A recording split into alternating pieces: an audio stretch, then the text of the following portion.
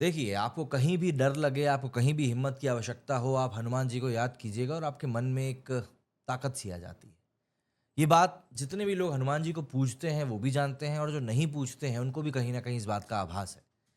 लेकिन हमारे देश में कई सारे ऐसे बुद्धिजीवी हैं, जो कि देर-सबेर इस बात को लेकर सवाल उठाते रहते हैं कि अगर हनुमान जी अमर हैं, उनको अमरता की प्राप्ति है, तो फिर आखिर वो दिखाई क्यों नहीं देते? तो आज के इस वीडियो में हम लोग उन्हीं शख्सियतों के बारे में बात करने वाले हैं, जिन्होंने कि हनुमान जी को साक्षात देखा है।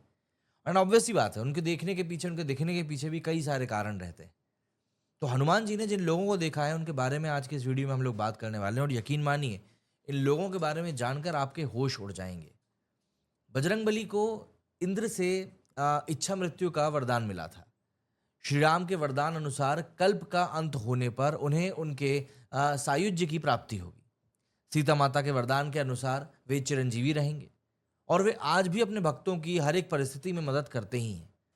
और ऐसे कई सारे लोग हैं जिन्होंने राम भक्त हनुमान जी को साक्षात देखा है। उन्हीं में से कुछ लोगों के बारे में आज मैं आपको यहाँ पर बताने जा रहा हूँ। सबसे पहले हम यहाँ पर बात करेंगे महाभारत काल से, और वहाँ पर हम भीम की बात ना करें ऐसा हो नहीं सकता। दरअसल भीम अपने बड़े भ्राता की आज्ञा का पालन करते हुए ऋषि पुरुष मृगा को खोजने निकल पड़े थे। खोजते खोजते वो काफी घने जंगलों में पहुंच गए और जंगल में चलते वक्त भीम को रास्ते में लेटे हनुमान जी दिखाई दिए। भीम ने लेटे हुए हनुमान जी को बंदर समझकर उनसे अपनी पूंछ हटाने के लिए कहा।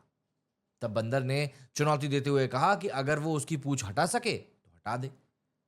अब भीम क्योंकि उस समय पर अपने आप को सबसे ज्यादा बलशाली माना करते थे और अपने आगे किसी को माना कुछ नहीं करते थे, तो उन्होंने भी अपनी विनम्रता को पीछे छोड़ दिया और एक उग्रता के साथ में वो हनुमान जी की तरफ बढ़े।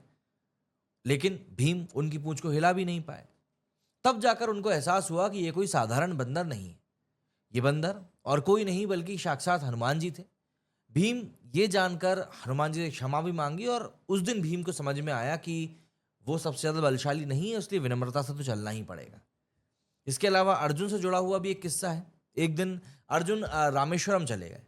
वहां उनकी मुलाकात हनुमान जी से हुई। राम सेतु देखकर अर्जुन ने कहा कि मैं होता तो ये सेतु बाणों से बना देता। ये सुनकर हनुमान जी ने कहा कि आपके बाणों से बना सेतु एक भी व्यक्ति का भार झेल नहीं सकता था।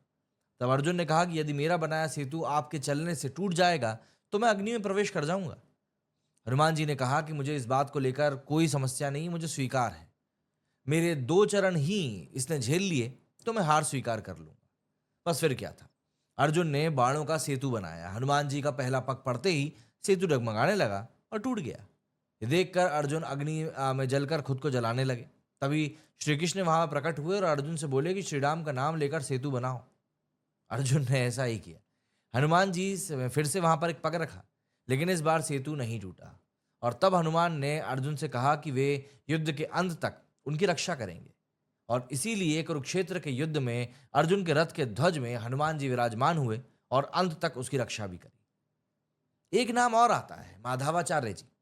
दरअसल माधवाचार्य जी का जन्म जो था वो 1238 ईस्वी में हुआ था।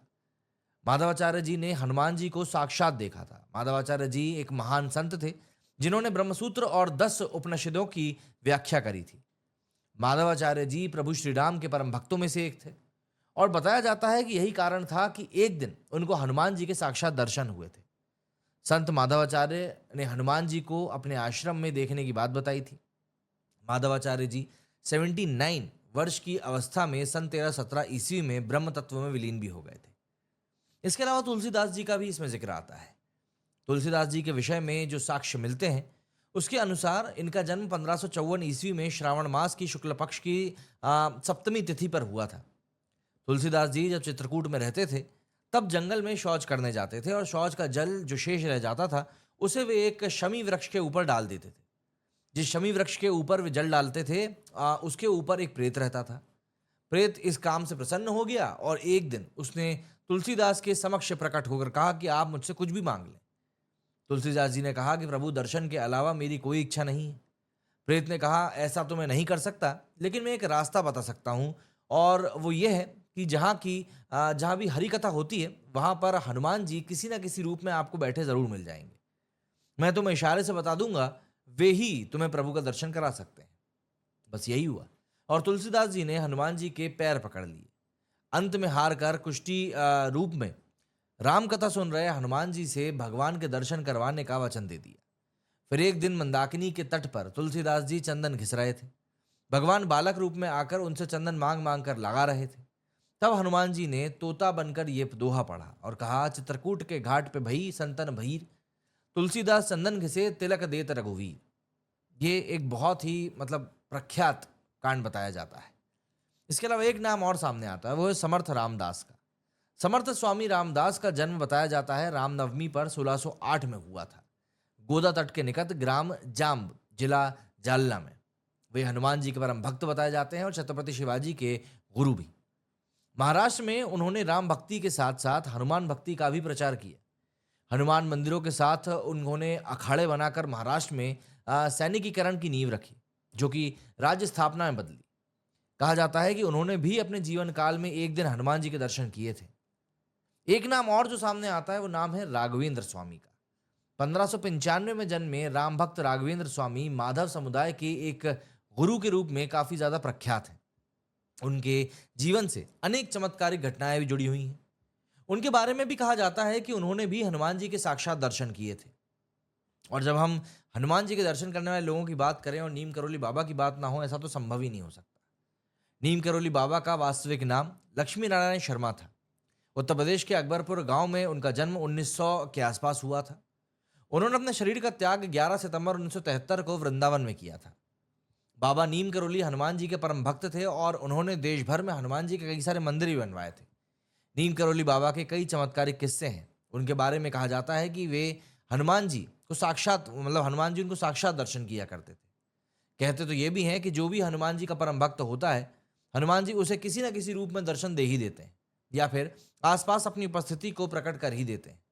ऐसे सैकड़ों हनुमान भक्त हैं जिन्होंने अपने अनुभव में बताया है कि हनुमान जी हमारी प्रत्यक्ष और अप्रत्यक्ष रूप से हर संभव मदद करते हैं। हनुमान जी की शक्ति हमारे जीवन का एक आधार तो है ही सही, आप उसको इग्नोर नहीं कर सकते। तो ऐसे में आप भरोसा रखें चीज़ों का कि भाई अगर आप भक्ति में लीन रहेंगे और प्रभु से बोलेंगे कि नहीं यार कुछ चीज़ें सही तरीके से हो जाए, तो वो करेंगे। मेरे स्टूडियो फिलहाल इतना ही। जय हिंद, जय भारत।